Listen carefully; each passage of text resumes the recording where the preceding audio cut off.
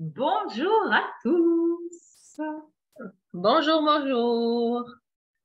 Alors, Céline et Véronique aujourd'hui rassemblées dans un beau sourire intérieur, une belle énergie de cœur aussi, pour parler de puissance féminine, Véro. Tout à fait. Libération de la puissance féminine. Alors, c'est vraiment un thème qui nous réunit toutes les deux, qu'on n'aborde pas tout à fait avec le même angle et à la fois qui est tellement complémentaire. Donc, on a toutes les deux des discussions assez passionnées et passionnantes pour nous. Et on a eu envie d'en parler avec vous, ceux qui regarderont cette vidéo. Voilà, et c'est vraiment ce sujet de à quel moment une femme entre en contact avec sa puissance. Et on s'est rendu compte que le moment de la grossesse, le moment de l'accouchement et puis l'après, sont des moments qui peuvent qui peuvent créer un grand shift en fait de conscience. Et pour ma part, en tout cas, quand j'ai accouché de mes 2 enfants, j'ai été en contact avec une grande puissance à l'intérieur de moi. Et puis après, voilà, la vie a continué, les mois sont passés. Je me suis dit comment faire pour continuer à être en lien avec cette puissance consciemment. Et ça a été des années de recherche. Et c'est vraiment à travers la libération de cette énergie à l'intérieur qui là, à ce moment-là, c'est vraiment, comment dire, manifesté sous forme d'énergie sexuelle et qui était qui était fort refoulée à l'intérieur. Et ça a été tout ce travail de pouvoir l'accueillir, de pouvoir la libérer, de pouvoir la sentir, en fait, au quotidien. Voilà. Ça, c'est vraiment une expérience qui me tient à cœur de partager. Merci. Moi, dans l'expérience, donc j'ai eu 3 enfants et j'ai toujours. J'ai eu 3 grossesses et 3 expériences de naissance du coup. Avec mais vraiment un éveil de conscience puissant lors du 2e accouchement. Et pour moi, dans la manière dont ça s'est manifesté, c'était vraiment l'intégration petit à petit de la conscience que nous sommes tous, dans le quotidien avec la famille. Et cette intégration, elle s'est faite, mais vraiment, oui, très, très doucement, dans cette vision que tout est un et que donc ce que je vais dégager, mon bébé va également le ressentir et va le manifester lui aussi. Et donc, ça a été, tu vois, de concevoir en fait cette synergie de OK, maintenant on est à 5 et quelque part, je suis en partie la gardienne de cet espace et de cette synergie qui est créée. Et au plus ça s'ouvrait et au plus j'avais conscience de ça et donc à plein de moments je faisais mon Dieu, c'est une catastrophe. Je n'arrive à rien parce qu'en fait ce n'est pas je, et c'est ça dont on va parler sans doute un peu plus loin, c'est cette énergie de vie qui fait et qu'on reconnaît. Et en fait c'était déjà cette énergie de vie qui était là, que je ne voyais pas forcément comme étant une énergie sexuelle, hein, ce qui a plus été ton cheminement à toi. Moi, ça a pris un peu de temps, en fait, de capter que c'était ça, que c'était ce chi, cette puissance de vie qui se révélait à chaque instant un peu plus. Oui, oui, tout à fait. Moi aussi, j'ai mis du temps pour moi, c'est la force de vie à l'intérieur, en fait, qui est présente, voilà, lors de l'accouchement. Je me souviens les contractions, vraiment, c'était d'une puissance transcendantale, vraiment. Ça, comme tu dis, ça crée une ouverture de conscience qui est vraiment, qui transcende en fait. De vraiment pouvoir laisser passer ces contractions, se laisser vraiment envahir en fait. Oui, tu disparais. Si tu es vraiment dans la physiologie, si tu te laisses vraiment porter, en fait, tu disparais. Et c'est la vie qui contracte. Et en fait, dans le processus d'éveil, c'est la même chose. Hein. Ce sont des contractions. Et moi, à chaque fois que, tu vois, après, dans le processus, ça venait contracter, je me disais, attends, ma fille, t'as accouché sans douleur. Donc, t'as su le vivre au niveau du corps. Le reste, c'est peanuts, quoi. Ouais, c'est ça. C'est ça. Et puis, après cette expérience, cette forte expérience comme ça qui est vécue, enfin, qui peut être vécue lors des accouchements, qu'est-ce qui se passe ensuite, en fait? Moi, ça a été vraiment ça. Je ne me sentais plus la même. Je me sentais, fatalement, on n'est plus la même, parce qu'il y a vraiment toute la facette de la mère qui commence à émerger complètement. Et puis, les mois passent, les années passent. Et cette énergie, elle est où? Qu'est-ce qu'elle devient? Et pour moi, ça a été vraiment à travers la sexualité que j'ai vraiment pu faire en sorte qu'elle m'accompagne, en fait, dans ma vie de tous les jours. Ouais. Oui, et c'est vrai que pour beaucoup de femmes qui vont vivre des ouvertures, mais j'ai vraiment pu accompagner des femmes aussi qui n'ont pas été dans la physiologie, qui n'ont pas pu aller jusqu'au bout ou qui ont vécu des expériences différentes et qui, à la fois, ont vécu des ouvertures très grandes quand même. Donc, il ne faut pas réduire les ouvertures à la physiologie, ce serait une erreur. Et donc, OK, je suis un espace ouvert. Hein, voilà. En fait, je suis tout le temps cet espace ouvert. Je suis le container, en fait. Ouais. Ouais. Mais donc, je me vivais peut-être en tant qu'entité séparée. Et puis, il y a cette expérience d'accouchement où je suis le tout. L'expérience d'accouchement, elle est clôturée, mais je me vis encore à certains moments comme étant le tout. Et donc, je commence à capter de plus en plus d'énergie puisque je suis réceptacle. Donc, je commence à ressentir ce que ressent l'autre en face de moi.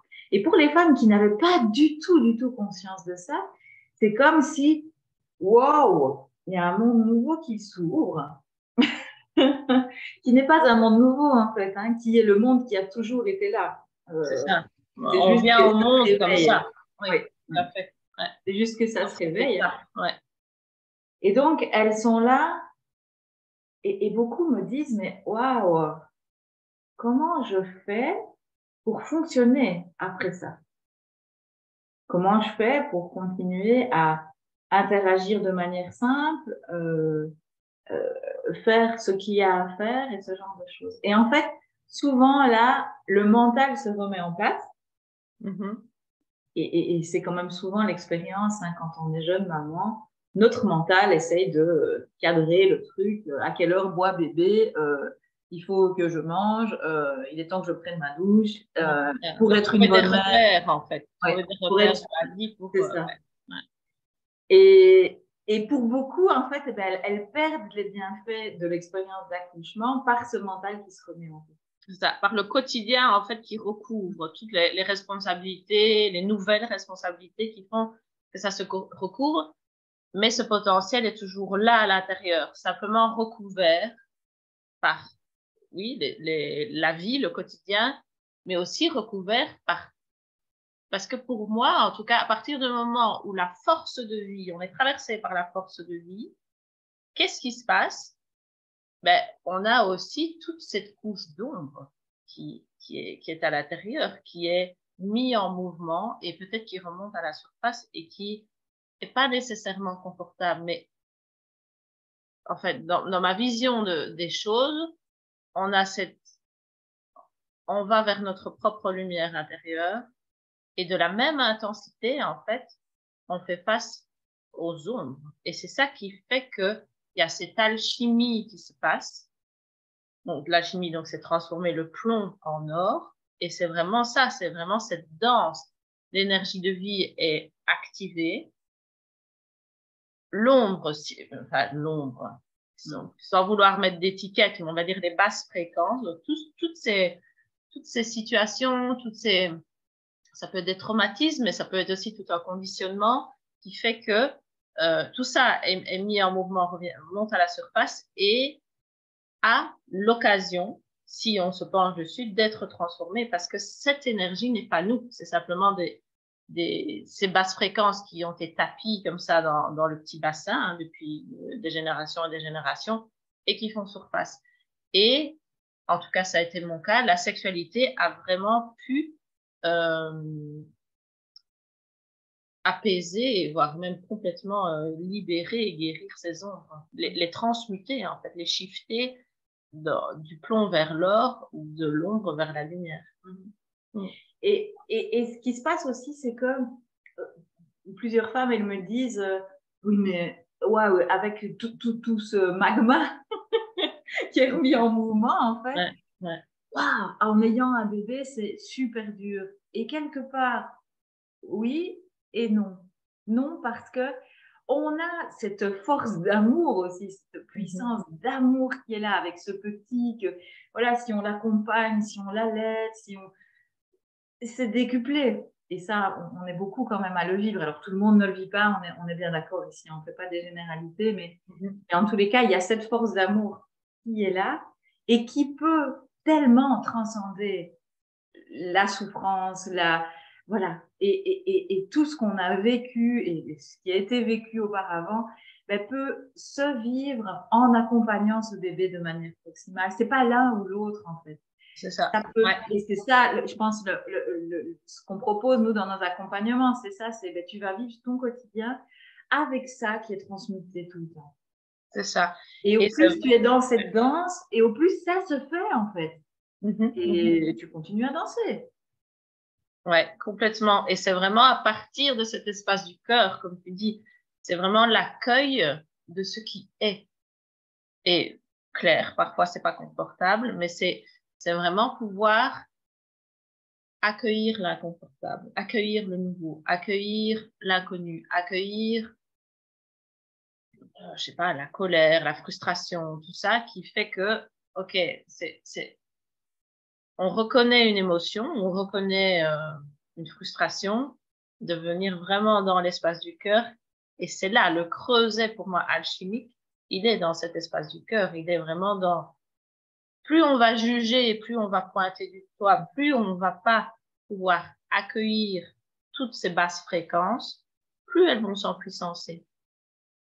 Et c'est vraiment au moment où on peut les prendre, les accueillir pleinement dans cet espace que le shift, le shift se produit. Et c'est vraiment ce être avec complètement, d'ailleurs qu'on peut vivre hein, durant l'accouchement. L'accouchement, ce n'est que ça, c'est un grand oui, c'est un être avec complètement. Okay, et c'est ça, en fait, qui permet de transmuter. Et je me souviens, il n'y a pas longtemps, j'accompagnais une femme durant sa grossesse et elle est en train de voir justement durant la grossesse, tout dépend de sa sexualité qui ne lui convienne pas.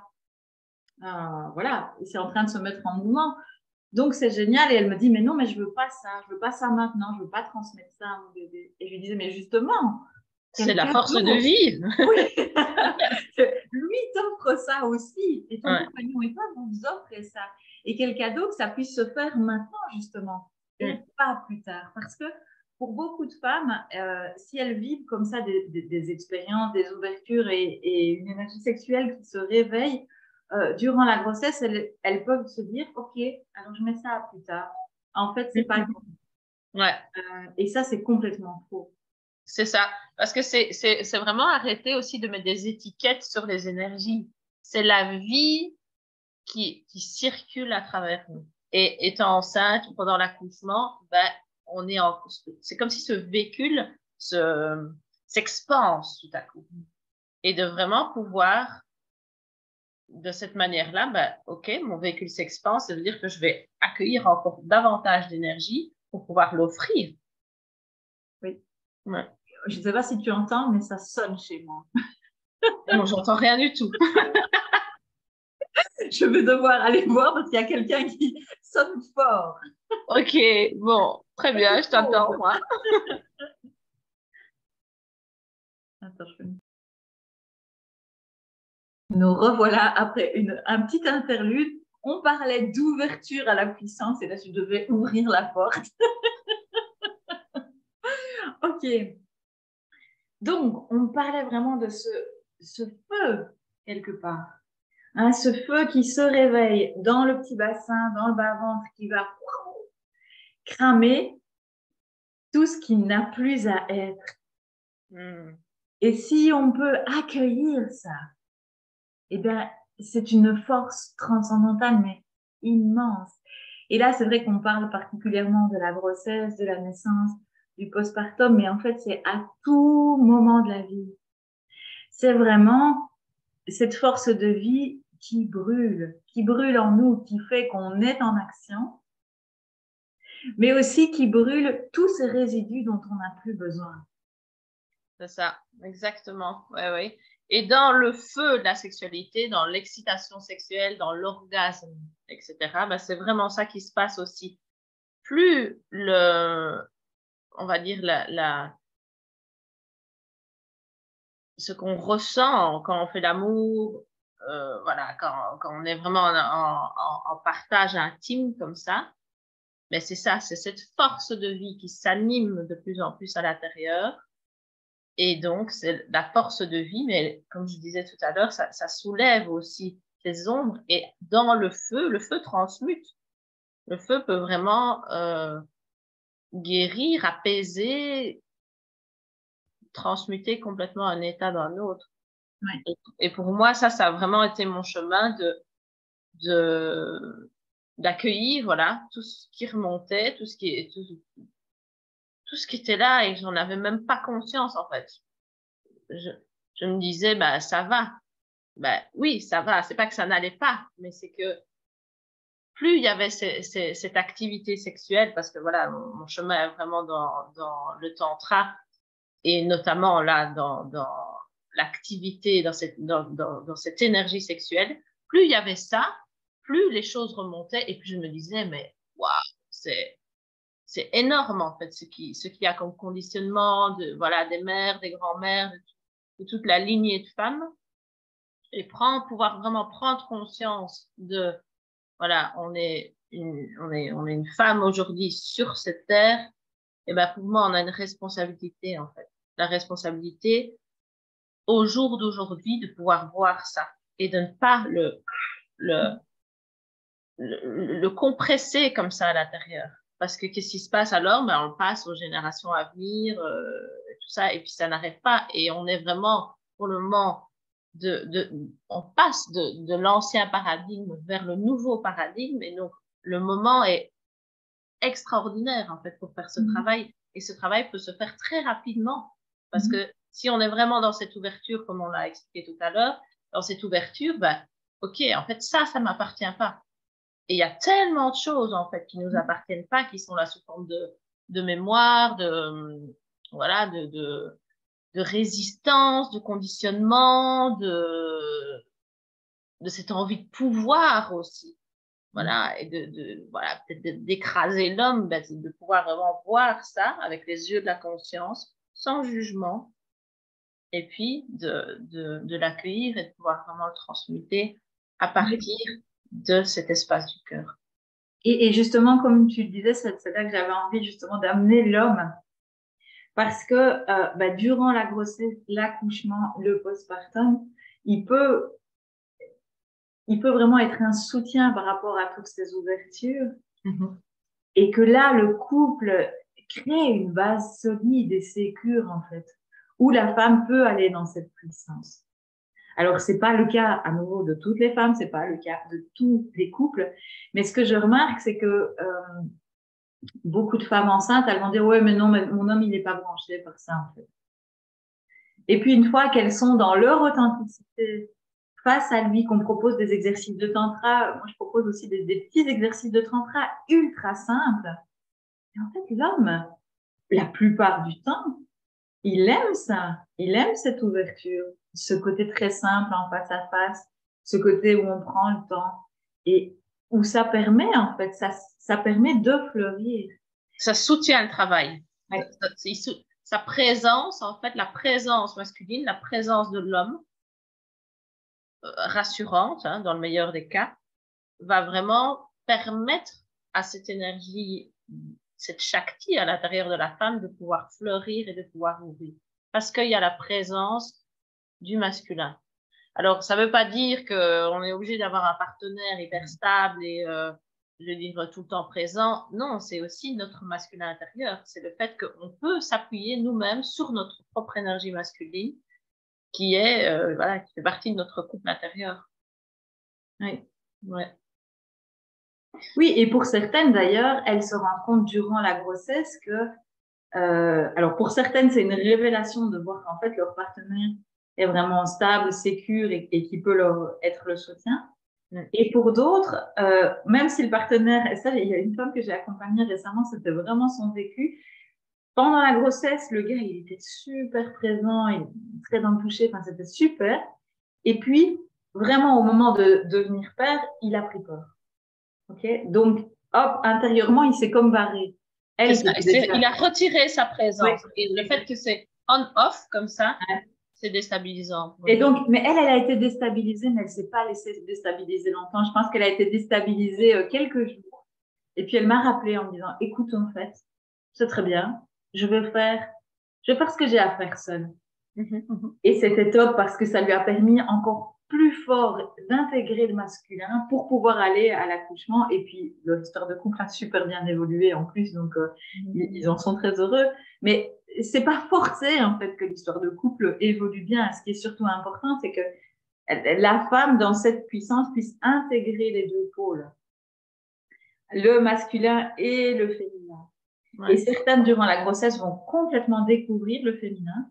Elles croyaient connaître cette saveur et en fait, elles ouvrent vraiment les pans de la réceptivité.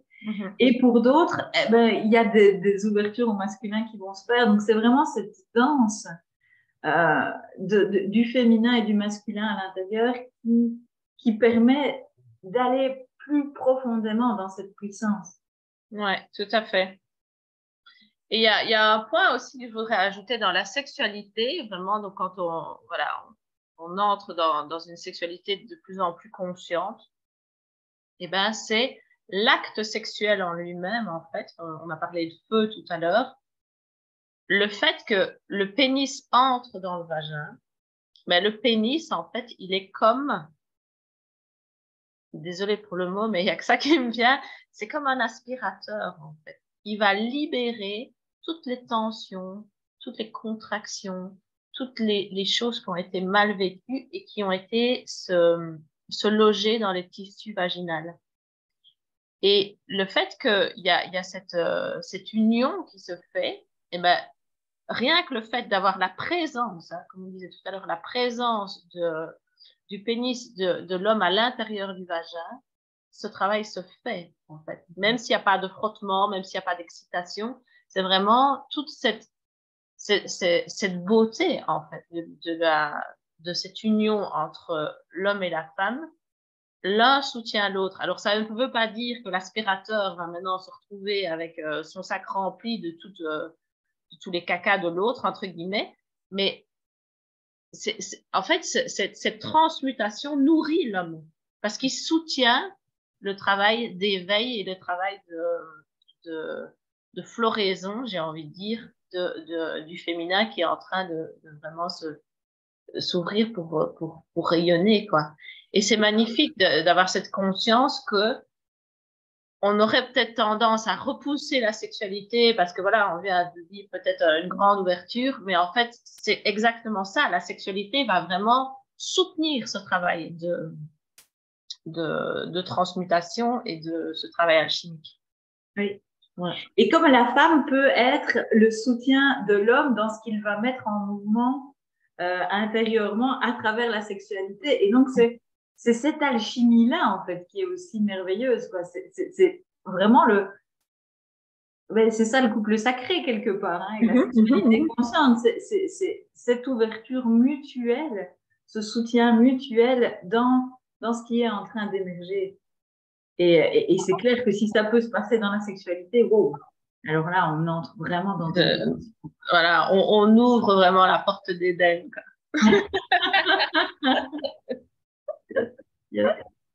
Et surtout, moi, quelque chose que j'aurais peut-être envie d'ajouter, peut-être pour terminer, c'est n'ayez pas peur de cette puissance.